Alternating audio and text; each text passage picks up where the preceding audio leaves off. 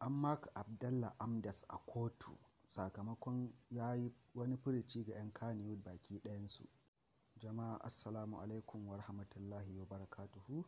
Barkanmu da sake kasancewa a daidai wannan lokaci.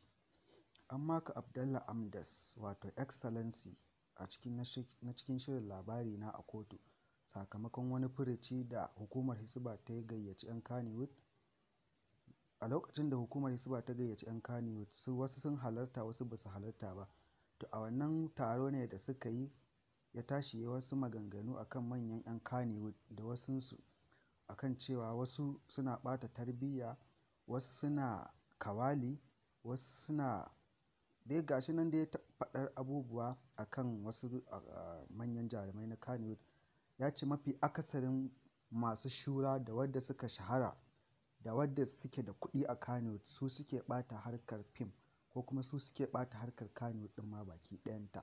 To da jin wannan kalamai nashi ne dai wani tsohon wani mai ba da umarni ko a ce mashiryin fina-finan Hausa wato wanda ake ce mai Alhaji Sheshe ya maka shi a kotu yau inda yake cewa sai ya kawo hujjoji akan ana ɓata tarbiyya ko kuma ana yin abin da bai su kamata a harkar fim ba. Abdallah Amdas da an kai mai wannan sammaci ne a yau safiyar yau ta Alhamis. Yi kuma take ya amsa kira ya ce insha Allahu zai halarci zaman kotu bisa zai kare abin da ya faɗa akan su 'yan Kannywood ɗin. Shi kuma wannan Alhaji Sheshen wato mashirin shirin fina-finan Hausa yana ƙalubalantar shi wannan Abdallah Amdas ɗin ne akan ya kawo inna ko kuma ya nuna waye yake ɓata tarbiyya ko kuma ya kawo hujjoji da akan suwa ya suke ɓata tarbiyya a Kannywood. Nan dai Abdallah Amdas ya ce shi ba zai ce komai ba a yanzu sakamakon ya fi su hujjoji ƙwarara akan su suke ɓata tarbiyyar yara da ma sauransu. Shi dai Abdallah Amdas tun da lokacin da hukumar Hisba ta gayyace su wato kalaman nasa sun ya haɗu a social media da ma gari baki ɗaya. Abdallah Amdas da yanzu yana cikin wani hali na ganin cewa shi kaɗai wannan furci kaf Kannywood kowa yana ƙalubalantarsa, wasu suna yabansa wasu kuma suna ganin bai kamata ya faɗi wannan irin maganganu a kansu ba, wasu kuma suna yayi daidai. To koma dai menene an kai shi kotu kuma kotu za ta tsaya ta yi bincike akan maganganun da ya yi da kuma tabbatar da adalci da kotu take yi. Koma dai waye mai gaskiya za mu gani, Allah dai ya sa mu dace.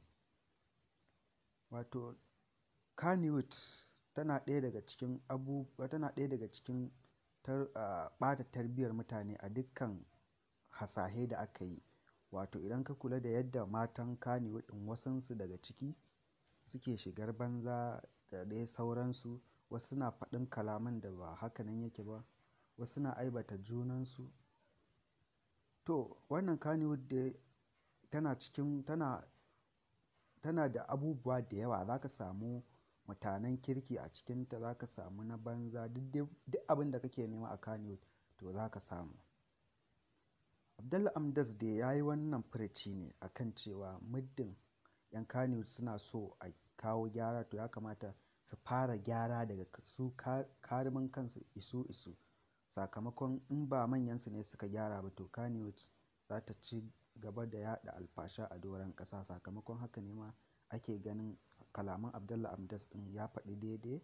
Wasu malamai ma suna ƙarfafa masa gwiwa ana mai addu'a Allah ya kare shi daga sharrin maƙiya. A haka ne ma ya fito yake cewa har an fara kawo mar hari ko kuma ana mai barazana ga rayuwarsa sakamakon ya fito ya faɗi wannan kalamai nashi lokacin da hukumar Hisba wato Aminu Ibrahim Daurawa ya gayyace su akan su zo a tattauna akan a shawo kan matsalar abin da yake damun masana'antar tasu ta Kannywood. To kar ku manta kuna tare da Mahaƙa TV. Idan yau ka fara ziyartar wannan tasha ta mai albarka ku danna mana subscribe sannan kuma ku danna mana ƙararrawar sanarwa. Ta ku mun gode.